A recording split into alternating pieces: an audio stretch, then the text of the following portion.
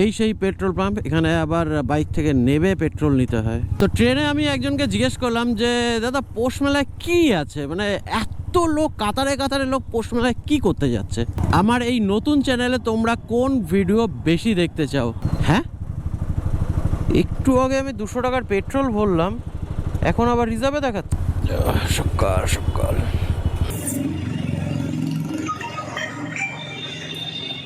এত বড় একটা break.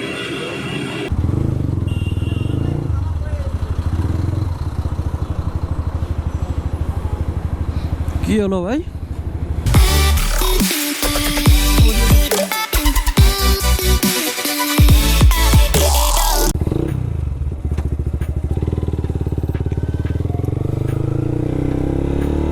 Hello guys, what's up and welcome to DS moto adventure Bangla. দেখো এখন ডিসেম্বর মাসের প্রায় শেষ, জাস্ট 2 দিন বাকি। আর তো এই সময়টা হাড় কাঁপানো ঠান্ডা হওয়া উচিত, কিন্তু দেখো ঠান্ডার তো নামো নিশানও নেই। মোটামুটি একটা জামা গলিয়ে নিলেই হয়ে যাচ্ছে। আর এই আমি বাইক চালাচ্ছি বলে তাই জ্যাকেটটা পরলাম। তো এই সেই পেট্রোল পাম্প, এখানে আবার বাইক থেকে নেবে পেট্রোল নিতে হয়। চলো নি তাই।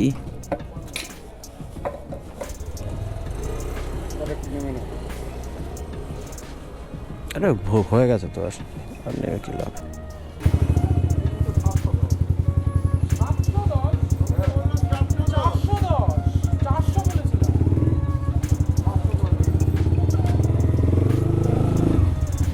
আমার আগের যে গাড়িটা ছিল সে বলেছিল 410 টাকার পেট্রোল দিতে, আর পেট্রোল দিয়ে দিয়েছে 710। হয় হয় এরকম। যাই হোক, আজকে নেমে দাঁড়ানোর জন্য ফোর্স করলো না। তো আর একটা কাকা থাকে, ওই একটু বেশি প্রবলেম করে। দেখো ঠান্ডার কোনো বালাই নেই। তো 25 তারিখ আমি গেছিলাম একটা প্রি ওয়েডিং শ্যুটে। তো ফার্স্ট গেছিলাম হচ্ছে শিউরি থেকে বিভিন্ন লোকেশন ছিল, সেখানে গিয়ে শ্যুট করলাম। ওখান থেকে লাস্ট ডে মানে 28 তারিখে আমরা গেছিলাম বোলপুর থেকে কালকে জাস্ট ফিরলাম। আর বোলপুর থেকে ফেরার সময় ওফ বাবা, মানে ট্রেনে এত ভিড় হয়েছিল কি বলবো, কারণ কালকে ছিল পৌষ মেলার শেষ দিন, তো সেই জন্য প্রচন্ড ভিড় ছিল। তো ট্রেনে আমি একজনকে জিজ্ঞেস করলাম যে দাদা পৌষ মেলায় কি আছে, মানে এত লোক কাতারে কাতারে লোক পৌষ মেলায় কি করতে যাচ্ছে। বলে পিঠে খেতে। বলে পিঠে খেতে। দাদা পিঠে কি বাড়িতে হয় না? ওটা পিঠে খেতে আপনারা কলকাতা বা বিভিন্ন জায়গা থেকে শান্তিনিকেতনে চলে যাচ্ছেন জাস্ট ফর পিঠে। समझ रहे हो ना? তো বোলপুরে যাওয়ার আগে তো ভাবছিলাম যে প্রচন্ড ঠান্ডা হবে ওখানে, সেই জন্য মানে 2খানা জ্যাকেট আমি নিয়ে নিয়েছিলাম। তো সিরিয়াসলি জ্যাকেট তো বাড়ি করতে হয়নি ব্যাগ থেকে, জাস্ট একটা গেঞ্জি পরেই পুরো শ্যুট আমরা কমপ্লিট করে দিয়েছি। মানে এতটাই ঠান্ডা কম ওখানে, মানে ওখান থেকে তো মনে হচ্ছে এখন যেন একটু বেশি ঠান্ডা লাগছে কলকাতায়। তো যাই হোক, সকাল সকাল উঠে আবার আজকে আমি যাচ্ছি কাজে। তো আজকেও লোকেশন বেহালা, আর এই বেহালা এরিয়াটায় আমার বাইক নিয়ে ঢুকতেই ইচ্ছা করে না। কি বলবো, মানে একটু পরপরই একটা করে সিগন্যাল থাকে। আর তাও তো মাঝেরহাট ব্রিজটা এখন ঠিক হয়ে গেছে বলে তাও এখন ঢোকা যায়। আর তোমরা যারা যারা গেছো তারা তো ফিল করেছো এই ব্যাপারটা। তো যাই হোক, কিছু করার নেই, যেতে তো হবেই আজকে। তো কিছুদিন আগে আমার এই চ্যানেলে একটা পোল করেছিলাম, আমার এই নতুন চ্যানেলে তোমরা কোন ভিডিও বেশি দেখতে চাও, যে মোটো ব্লগ, ট্রাভেল ব্লগ নাকি লাইফস্টাইল ব্লগ। তো সব থেকে বেশি ভোট যেটা এসছে সেটা হচ্ছে মোটো ব্লগ, আর সেকেন্ড নম্বরে আছে ট্রাভেল ব্লগ। তো ঠিক আছে, আমিও মোটামুটি একটু বুঝে গেলাম যে কি ধরনের অডিয়েন্স আমার এই চ্যানেলে রয়েছে। তো মোটো ব্লগিংটা সব থেকে বেশি আসবে, যেরকম এখন করছি। তো তারপর আসবে ট্রাভেল ব্লগ। তো ট্রাভেল তো আমি প্রচুর করতে চলেছি, আর ফুললি অ্যাডভেঞ্চার ট্রাভেল। তো আগে থেকে কিছু বলবো না, যখন যাব তখন তোমরা অবশ্যই দেখতে পাবে। কারণটা এর আগেও তোমাদের অনেকবার বলেছি যে যতবার প্ল্যান করে আমি কিছু করতে যাই তো ততবারই আমার প্ল্যান ভেস্তে যায়। তো সেই জন্য এবার আর কোনো প্ল্যান বা কিছু আগে থেকে কোনো ডিসিশন নেব না। सो भाई लोग और भाई लोग बहन लोग, क्या आप लोग भी ऑनलाइन शॉपिंग कर रहे हो?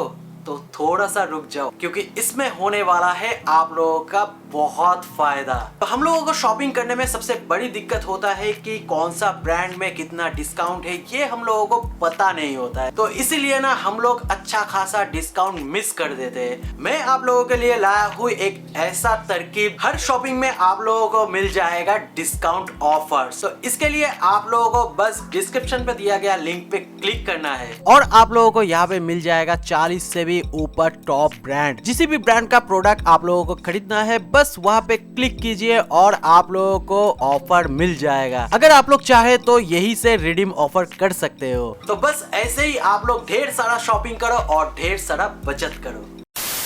তো যাই হোক, আর লাইফস্টাইল ব্লগগুলো খুব কম রাখবো, কারণ সত্যিই তো গরিব মানুষের লাইফস্টাইল কে দেখতে চায়। দেখো আবার সেই প্রত্যেক কটা সিগনালে হয়তো দাঁড়াতে হবে আমাকে।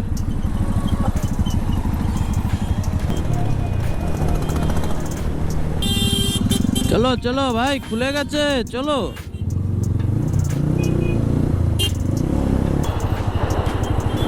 ওই দেখো প্লেন উড়ে গেল, যাও যাও, তুমি তো উড়বে।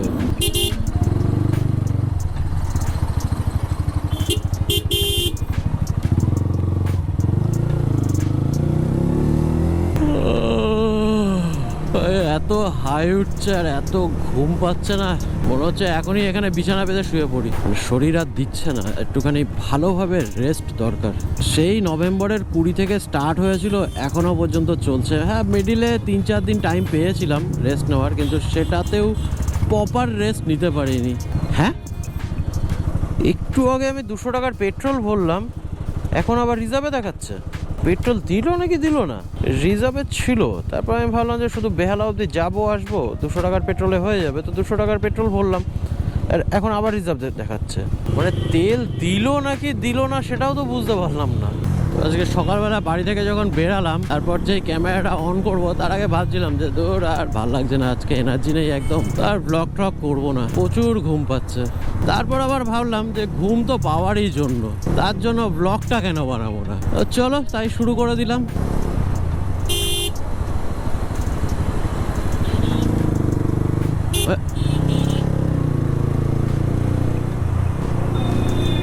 আগের দিন বলছিলাম না, মানে ভোরের দিকটা এই জায়গাটা খুব সুন্দর লাগে।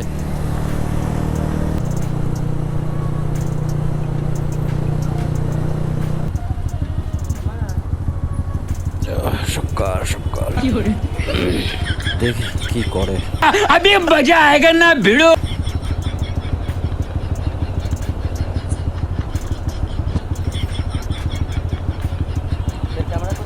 नहीं না, শুধু 4 হুইলারদেরই ধরছে, আমরা পাই গেলাম মাল, আমাদের মতো গরিব মানুষকে ধরে না। শোনা গো আমার।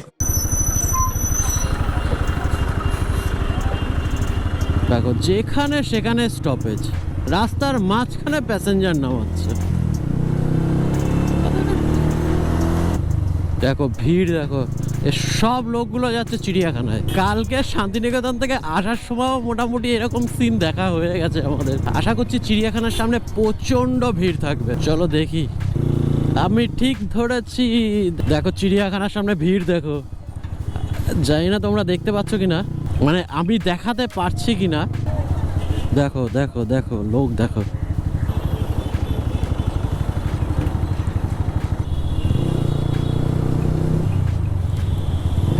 মানে এই বেহালা এরিয়াতে এত ঘন ঘন সিগন্যাল, আর তার উপরে পুলিশের এত উৎপাত হয় এখানে। মানে যারা বেহালা এরিয়ায় থাকো তারা তো জানোই।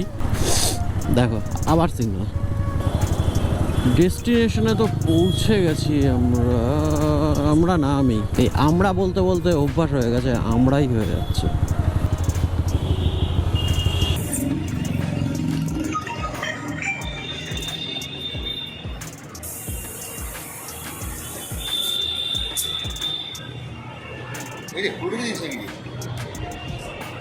না বেরিয়ে আসবে, পুরোই ঢুকবে।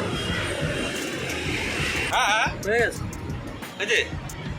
ঠিক আছে, মাপে দিয়েছি।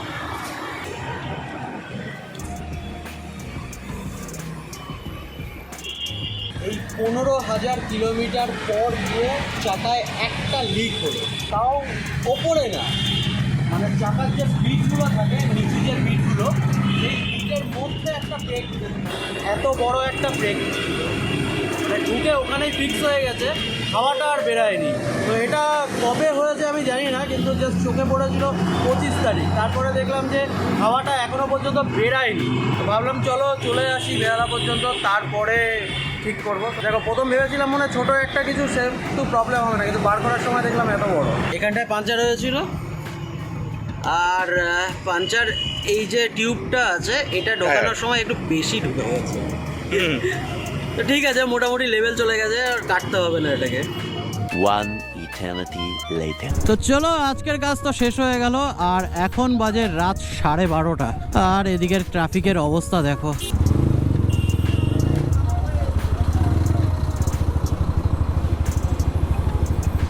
কি হলো ভাই?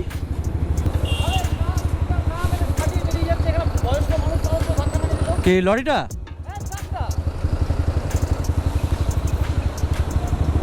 লরিটা কিছু কাণ্ড ঘটিয়েছে। তো যাই হোক, আজকের যে কাজ ছিল সেটা ওয়েডিংয়েরই কাজ ছিল। তো দেখো এখন তো পৌষ মাস পড়ে গেছে, আর পৌষ মাসে কোনো ওয়েডিং ডেট থাকে না। তো আজকের ওয়েডিংটা ছিল মানে ব্রাইড ছিল হচ্ছে ফিলিপিন্সের, আর ছেলে হচ্ছে বাঙালি। তো যাই হোক, ব্রাইডের সাথে কমিউনিকেশন করতে একটু সমস্যা হচ্ছিল। যাই হোক, ওটা ইংলিশে চালিয়ে দেওয়া হয়েছে, আর আমাদের ইংলিশ মানে তো বোঝোই। যাই হোক, আমাদের ইংলিশ ব্রাইড যে বুঝে গেছে এটুখানি অনেক। আর এদিকে ট্রাফিক তো মারাত্মক ট্রাফিক।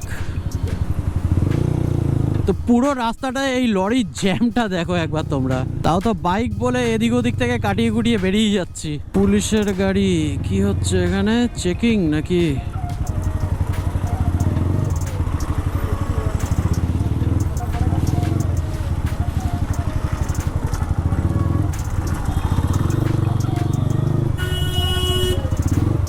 এরকম ট্রাফিক থাকলে বাড়ি পৌঁছাবো কি করে?